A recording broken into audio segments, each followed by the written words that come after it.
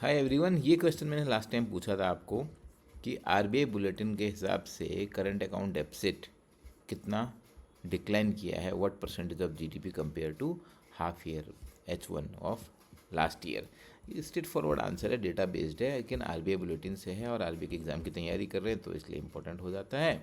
तो इसमें current account deficit जो है ऑप्शन ए ठीक है, decline to 0.8%।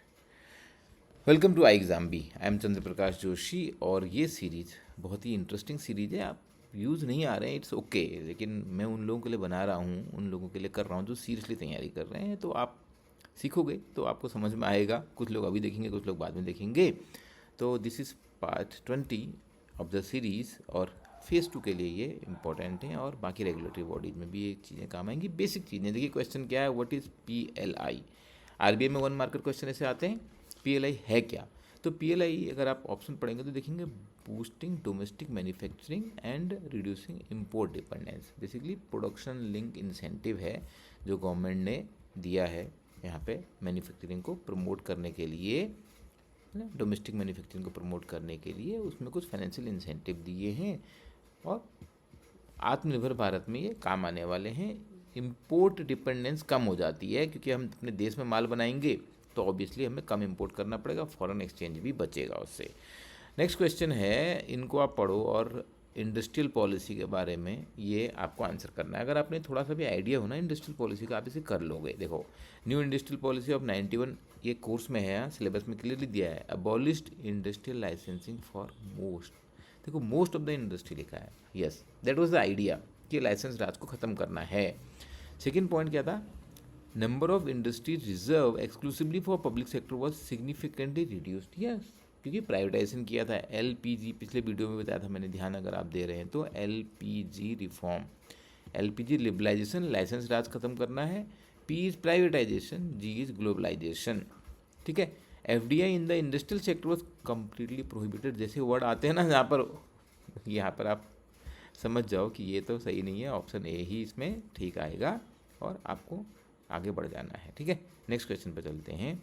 Minimum support price कौन डिसाइड करता है इंडिया में, कौन सी बॉडी करती है? RBI, ministry of finance, NITI Aayog, अरे CACP करता है। नाम ही देखो इसका क्या है, कमीशन ऑन, कमीशन क्या का कमीशन है ये, commission on for agriculture cost and prices. Commission only for agriculture CACP that recommends the MSP। अब MSP कितनी क्रॉप में है ये आ जाएगा आपको नाबार्ड में, आरबीआई में शायद नहीं आएगा। ओके, ठीक है। तो एक मिनिमम प्राइस दिया हुआ है सपोर्ट करने के लिए कि फार्मर उगाते तो नुकसान ना हो। विच of the following best describe GSEC traded in the bond market. Government security जो बॉन्ड मार्केट में ट्रेड करती है उसकी बेसिकली एक्सप्लेनेशन पूछी है।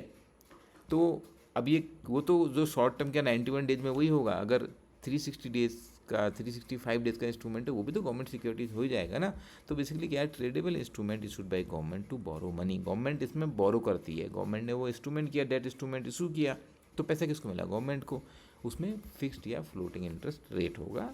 That is a very easy answer, 1 marks पक्का अगर आप समझते हैं गवर्नमेंट बॉन्ड होता क्या है। तो ये आप पढ़िए स्टेटमेंट और आपको बताना है कि इंडिया की फाइनेंशियल मार्केट के बारे में क्या ठीक है। RBI expanded the fully accessible route FAR for FPI investment in new 15, 30, 40 year government securities. ऐसा किया है क्या? न्यूज़पेपर पढ़ रहे हैं? ये जो चल रहा है अभी हमारे यहाँ पे मार्केट में इशूज़, उसके लिए आरबीआई ने, गवर्नमेंट ऑफ इंडिया ने भी कुछ कुछ स्टेप लिए हैं। RBI consolidated 9000 circular into smaller number of master direction. अगर आप आरबीआई ग्रेड बी की तैयारी कर रहे हैं तो आपको कुछ कुछ मास्टर डायरेक्शंस की समरी पढ़नी पड़ेगी। Not all the master directions, हम समरी प्रोवाइड करते हैं। अच्छा, GST has been simplified as 3 tier structure. ये कभी सुना कि आपने 3 टियर? ये 2 टियर ही सुना है मैंने तो भाई। तो ऑप्शन यही ठीक है, इसमें तो ज़्यादा कुछ लग नहीं रहा है, यस है ना। तो ये 2 टियर स्ट्रक्चर होता है, 3 टियर कुछ नहीं है। आप अगले क्वेश्चन पर आइए। Which of the following describe the concept of organisational structure. कैसा होता है ऑर्गेनोग्राम, ऐसे बोलते हैं। ये कोई एक ऊपर बॉस है, फिर नीचे ऐसे उसको टीम है, फिर उसके नीचे और कोई है। सपोज आरबीआई की बात करें तो यहाँ गवर्नर है, गवर्नर के नीचे 4 डिप्टी गवर्नर हैं, फिर वहाँ पे ईडी हैं, ईडी के नीचे फिर CGM हैं। तो इस टाइप का जो स्ट्रक्चर है उसको बोलते हैं organogram. A formal system of task allocation, coordination and supervision. ठीक, option B is called organogram. RBI की वेबसाइट में आपको आरबीआई का ऑर्गेनोग्राम मिल भी जाएगा। इसी को हम ऑर्गेनाइजेशनल स्ट्रक्चर जो है, ऑर्गेनोग्राम इज जस्ट एक डायग्राम जो मैंने आपको बना कर दिखाया, बट ये जो पूरा ऑर्गेनाइजेशनल स्ट्रक्चर है वो फ्रेमवर्क है जिसमें टास्क डिवाइड होते हैं, पूरा कंट्रोलिंग अथॉरिटी सब डिसाइडेड होता है कैसे ऑर्गेनाइजेशन काम करेगी। अब यहाँ पर पूछा आपको एक टाइप ऑफ ऑर्गेनाइजेशनल स्ट्रक्चर जिसको बोलते हैं मैट्रिक्स ऑर्गेनाइजेशनल स्ट्रक्चर। तो इसमें क्या है, जैसे अब मैं बैंकिंग की बात करूँ, मैं अपनी बात करूँ, जब मैं यस बैंक में था, मैं यहाँ पर अगर रिपोर्ट कर रहा था तो बिज़नेस के लिए मैं अपने बॉस को, बिजनेस हेड को रिपोर्ट कर रहा हूँ, but at the same time एक रिस्क टीम भी होती है, ठीक है। तो रिस्क क्या है, वो कंट्रोल कर रहा है पोर्टफोलियो की क्वालिटी को। वहाँ पर भी एक डॉटेड लाइन रिपोर्टिंग है। भाई रिस्क वाला बोलेगा तुम क्या बिजनेस कर रहे हो, ये वो मेरे से डायरेक्ट क्वेश्चन पूछ सकता है, ऐसे नहीं कि हर बार वो मेरे बॉस के थ्रू आएगा। तो ये इस टाइप के जो स्ट्रक्चर्स बनते हैं ना, फंक्शनल मैनेजर, प्रोजेक्ट मैनेजर, तो डिपेंडिंग ऑन द टास्क ये मैट्रिक्स बन जाता है। तो इसको बोलते हैं हम मैट्रिक्स स्ट्रक्चर। और आपको हर टाइप के ऑर्गेनाइजेशनल स्ट्रक्चर पता होने चाहिए। इजी क्वेश्चन होते हैं मैनेजमेंट के, सबसे ज़्यादा स्कोरिंग है। अब किस बेस से manufacturing company production manager frequently overwrites the quality control officer, है ना, rejection of batches citing pressure to meet delivery deadline resulting in defective product reaching customer, which organisational design principle is being violated here. तो यहाँ पर क्या है, बहुत clearly देख रहे होंगे आप, separation of the functional authority नहीं है यहाँ पे, इंडिपेंडेंस ऑफ क्वालिटी कंट्रोल नहीं है। तो वो सेपरेट होना चाहिए, ये नहीं कि वो ओवर राइड कर जा रहा है उसको। अगर बिजनेस वाले के ही पास पूरा कंट्रोल है, जो मैं एग्जांपल दे रहा था, मैं बैंक में, मुझे तो लोन देने ही देने, क्वालिटी का पता ही नहीं, एनपी हो जाएगा, फिर क्या फ़ायदा। तो सेपरेशन ऑफ रिस्पॉन्सिबिलिटी होना बहुत ज़रूरी है। Option C is the right answer, right. अब देखिए 199 क्वेश्चन पर हैं। Consider the following statement regarding India infrastructure development over past decade. India's national highway network increased from 91,000 km in FY15 to 1,46,000 km। ठीक ही लग रहा है मुझे तो। Railway electrification reach 99% of the network up from 20% before 2014।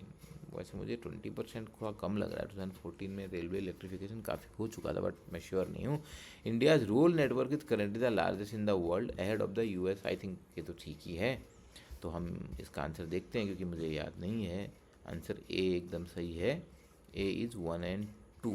अच्छा तो US से actually बहुत बड़ा है, तो शायद ये मेरा गेस वर्क था गलत हो गया, क्योंकि यूएस से अगर आप साइज़ में देखेंगे it's a very very big country.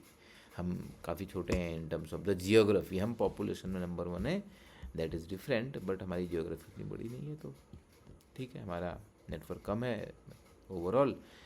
National highway expansion, ये फिगर करेक्ट है। Road network second largest in the world, not the largest, making statement 3 incorrect. Okay, चलो लास्ट क्वेश्चन जो आपको आंसर करना है। As per the economic survey framework which of the following best explain the term PLI multiplier effect. Economic survey की summary, budget की summary बहुत important है, और जो कॉन्सेप्ट होते हैं वो आपको नेक्स्ट ईयर भी काम आएंगे। मैं अभी तक बता रहा हूँ, क्वेश्चन आ जाएगा। 4-5 साल पहले आया था twin balance sheet problem, I think ज़्यादा हो गया उस बात को, 5 साल से ज़्यादा पुरानी। अगर ट्विन बैलेंस शीट प्रॉब्लम आ गया अभी भी, तो आपको समझ में आनी चाहिए ऐसे इंपॉर्टेंट टर्म, ठीक है।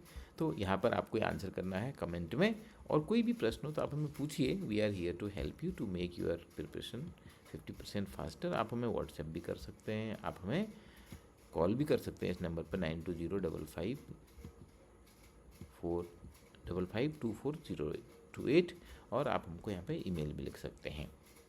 ओके, आपको अच्छा लगा, कुछ भी समझ में आया तो प्लीज़ लाइक कीजिए, शेयर कीजिए, चैनल को सब्सक्राइब करना मत भूलना। Wish you all the best.